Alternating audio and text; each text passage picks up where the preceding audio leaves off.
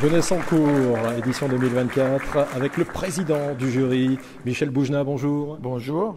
Bon, déjà, ce rôle de président du jury avec ces courts-métrages qu'on a vus, aussi différents les uns que les autres, comment vous endossez ce costume de président? À la fois avec beaucoup d'amusement et en même temps beaucoup de respect parce que je déteste juger.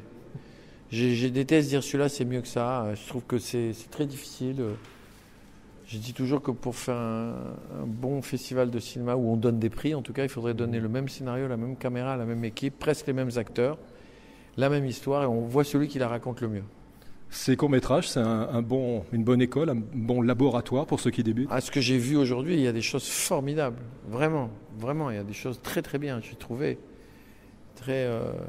Et dans les films des très jeunes, il y en a un que je vous conseille qui s'appelle Allumer le feu. J'espère qu'il aura un prix, parce que moi j'ai adoré ce truc-là. Justement, qu'est-ce que vous retenez dans un film une fois qu'il est terminé? Qu'est-ce qui a pu vous accrocher dans ces courts-métrages qu'on a vus, qui sont, comme leur nom l'indique, très très courts? L'émotion.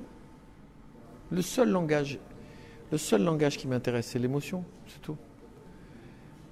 Parce que vous pouvez essayer d'être très, très intelligent, très sérieux, mais s'il n'y a pas d'émotion, il n'y a rien. Il n'y a que l'émotion qui compte. Vous encouragez ceux qui ont envie de cinéma, qu'ils soient devant, derrière la caméra, de se lancer. Le court-métrage, c'est moins cher, ça permet peut-être de s'exprimer dès le début? Ben oui, c'est génial. Et puis aujourd'hui, avec le matériel qu'on a, on peut faire ce qu'on veut.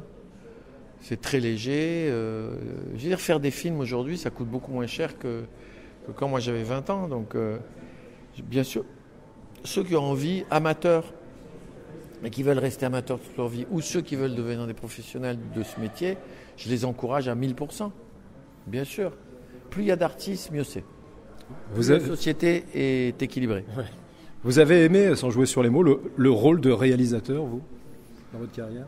Oui, j'aime beaucoup. J'ai fait que 3 films pour l'instant. Je vais peut-être en faire 4 ou 5 en tout dans toute ma vie.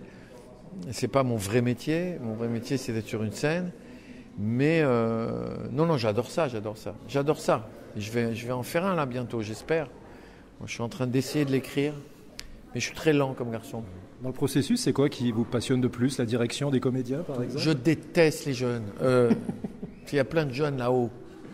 On est scruté. Il arrive. Je vais venir vous frapper.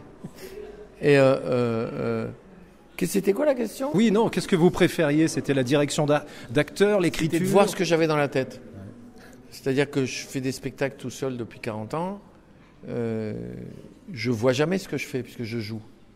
Quand j'écris une vieille dame, par exemple, et que je joue une vieille dame, tout d'un coup au cinéma, je vais voir une vieille dame. Je vais voir ce que j'ai dans la tête.